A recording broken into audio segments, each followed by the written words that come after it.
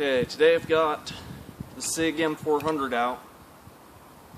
Making this video for a friend of mine that I shoot with, and he was asking me about my scope and how I like it. He was trying to compare this to the Burris 1-4, I can't remember the name, TAC 30, something like that. And I told him I was looking between this scope, the Vortex Viper PST 1-4, and the Burris TAC 30 1-4, or it might be another Burris one, but they're both 1-4 scopes. There's some specific reasons I went with this scope over the Burris, one of which being the Vortex warranty, which I could smash this on the ground if I wanted to and send it in and they would replace it. That's how good the warranty is. It doesn't matter if it's their fault, your fault, whatever, they replace it. It's the best warranty in the industry. It seriously is. I haven't heard of one as good. The other reason I picked this one is you can choose between MRAD and MOA reticles, and I like the reticle on this one more. I don't know, it's a little bit more detailed and fine, doesn't obscure as much of your target, and I just really like the looks of it. The other reason is when I pull this scope up on 1 power, it essentially looks and functions a lot like a red dot. Kind of an EOTech style reticle, but it's really nice. And then you can go up to 4 power. This scope, now I'm forgetting, I believe it's second focal plane reticle, so the reticle stays the same size the entire time you zoom from 1 to 4. If you're on the first focal plane, the reticle will stay the same size in conjunction to the object you're looking at as you magnify. So as you magnify on a rock, say, your reticle will cover the same amount of that rock from 1 power to 4 power, so the reticle itself gets bigger. I've got a breeze going, I hope that isn't messing up the audio a lot. But this reticle stays the same size all the way through. It's a 30 millimeter, I believe, aircraft aluminum tube, all that. The one thing that bothers me is the adjustments are half MOA instead of quarter. I'd really kind of like it to be quarter MOA, just a little bit more accurate. What's great is you can reset these turrets. They're exposed. They have super nice clicks, really good texture to get a good grip on there. Not like you need a super good grip, but you can take them off, re-zero them. You can take the elevation knob off and put shims in it so that you can rotate a gajillion turns to shoot really long distance, and then when you come back to zero, the shims will stop it from under-rotating so that you come back to the same zero without having to count how many turns you've turned the knob. That's another really nice feature that I don't believe the Burris has. So let's take a look at the actual reticle now. If I can get a good view. Okay. Now this is 1 power. You're getting a little bit of glare there from the sunlight. This is no illumination, 1 power.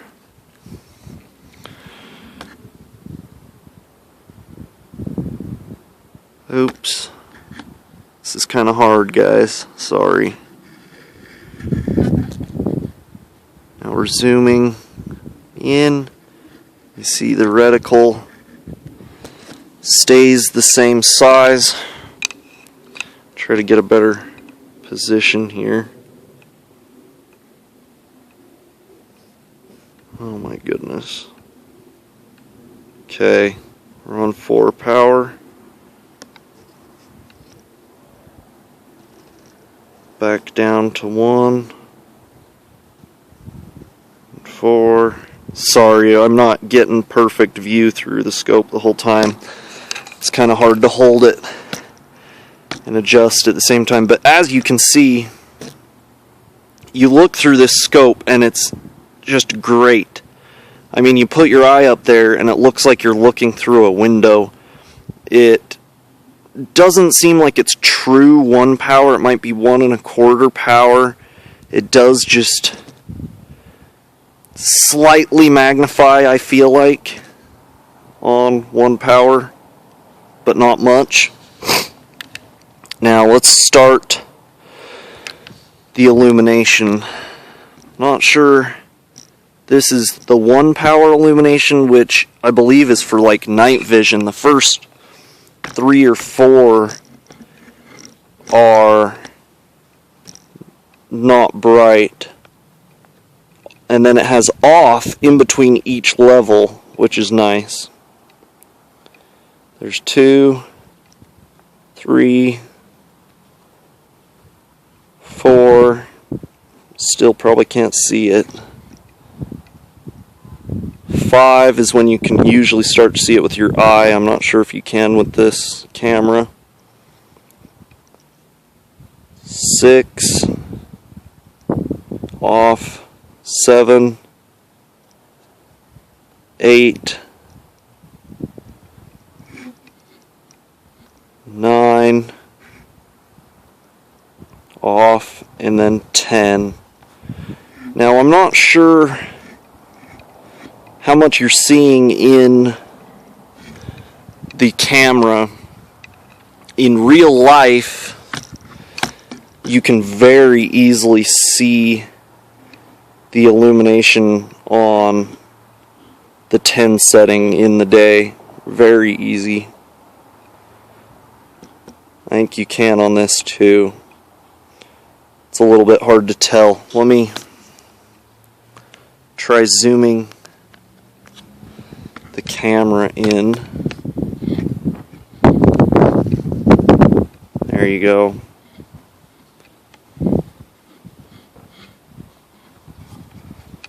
This is really hard filming, so bear with me. This is 4 power.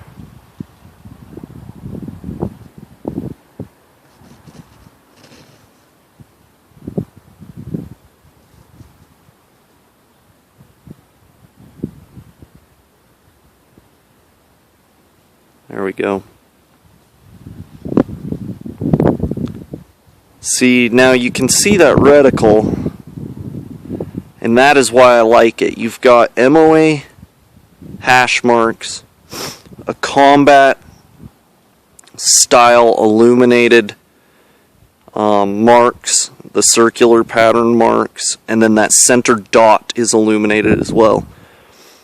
I wish I could get the illumination to show better. The camera's really not doing it justice in the daylight. There you can see that's 1 power on the scope. My phone is just zoomed in. So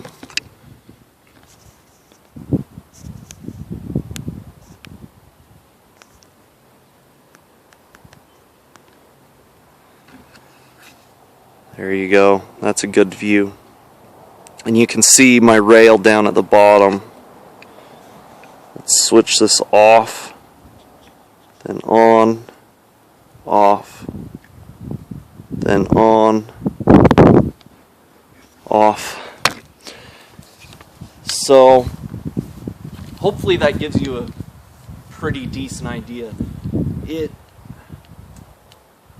truly is visibly red in the daylight to my eye. I'm not sure about my phone camera picking that up very well, but it truly is visible. And honestly, in the daytime, in bright conditions like this, direct sunlight, I really don't find that I need it. It sort of helps with certain targets. If you've got a dark colored target, it kind of helps to turn it on to get a little bit of contrast with the reticle. But on anything else, I really don't need it. The black is pretty good. If you get into low light, it's very bright, even on like the 5th setting which is the lowest, you know, visibly seen brightness level. The lower ones are definitely for night vision or something, because they're really, I forgot what the manual says, but I'm quite sure that's what it's for. That's pretty much just a quick overview of the Vortex Viper PST scope. I wish I was out shooting right now and could do a shooting video, but it's really extremely difficult to shoot and film the reticle. I am looking into getting a phone scope or an eye scope to connect to this scope. I kind of am thinking of the eye scope because it's more universal. It is like double the price though, and I'll be able to get some really good shots with it and have perfect sight picture through the scope on the camera the entire time. But anyways, that's just a quick video of my scope, why I picked it, and it's been amazingly good to me. It zeroes well, it comes back to zero, I take it off and put it back on, and it's within 1 or 2 clicks. And this isn't a quick release mount. If I had a quick release mount that put the same tension on every time, I'm positive that this burst PEPR and the scope itself would go back to perfect zero. It's just when I tension these differently, that makes for a little bit of a difference in zero. And that's it. See ya. Oh, don't forget to comment, rate, and subscribe. Mainly comment and subscribe. I don't always get to people's comments because I'm trying to load bullets. But do it anyways.